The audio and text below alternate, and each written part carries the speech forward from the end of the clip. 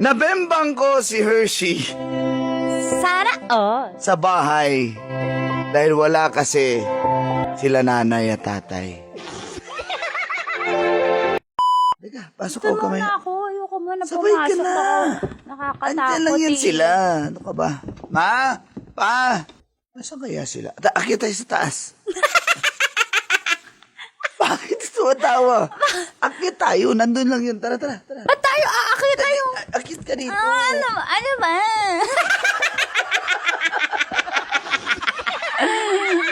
Pa? Ay, Arlen, namin baka mo kayo na sa dito sa Ayun taas. na, nasa loob sila ng kwarto. Pa?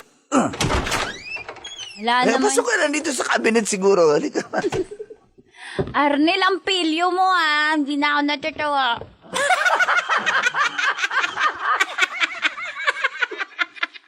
Hala, asa kaya si mama at si papa?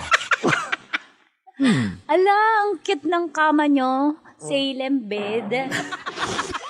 Okay ka lang? Pila tom lang. Nakabahan. Ba't kakabahan? Dito tayo sa kwarto mo Tapos wala yung parents mo. Ikaw talaga Aray? Bata pa tayo. Nag-aaral pa tayo. Malapit na rin tayong gumraduate eh. Sige Baka na tayo makagraduate sa gagawin natin. Bango naman ang shampoo mo.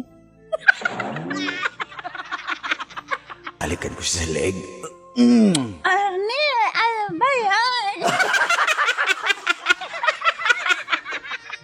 Ayaw ka pa, ha?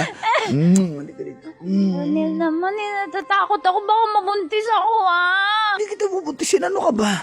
Bakit Ano ba magaling ka? Ha? Ba't alam mo yung mga ganon? Hindi.